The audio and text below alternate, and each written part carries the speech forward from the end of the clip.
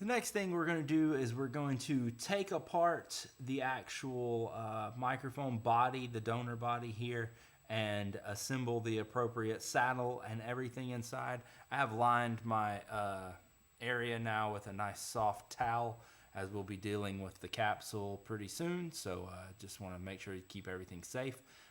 Just note before you take everything apart that the mic parts logo should line up with the cardioid pattern on the front, and you're simply going to take and unscrew the bottom of the mic. This is pretty standard to just about any mic.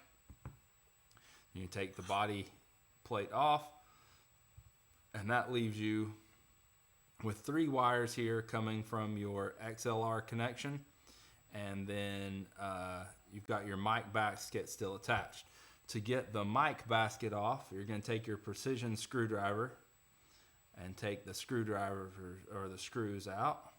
Make sure you put them somewhere very safe that you will recognize what they are, where they are, don't lose them. Note this particular one has a sleeve on it to really connect the head of the screw to the plate that you're screwing them into. That sleeve is important because it's actually grounding part of the connection, so make sure you don't lose any of the sleeves in the process either. And as you take the last screw out, you'll notice that you are now free to remove this section. This is the actual basket that does the holding of the capsule. So I've got all my parts arrayed up here. I'm going to take the center screw out.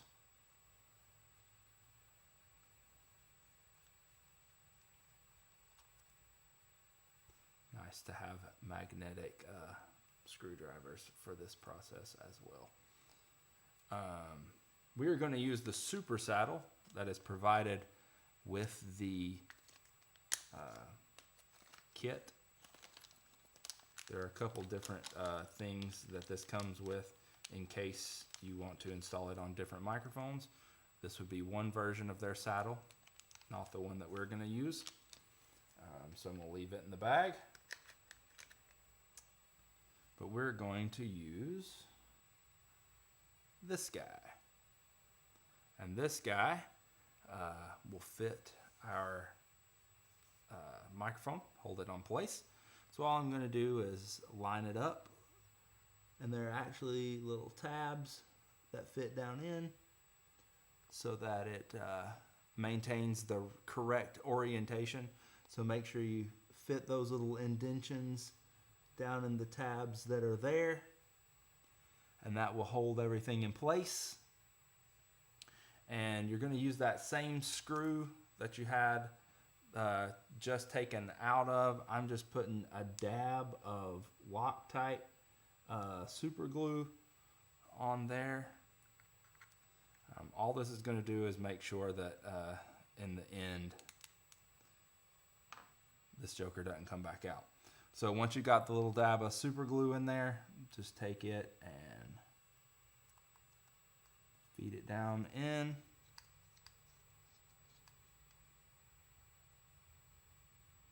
Snug it up, and you're set and ready to go. So notice that the saddle is parallel to the bracing pattern here. That makes sure to leave the front and the back open for what you want. There's a notch in the body and a notch in the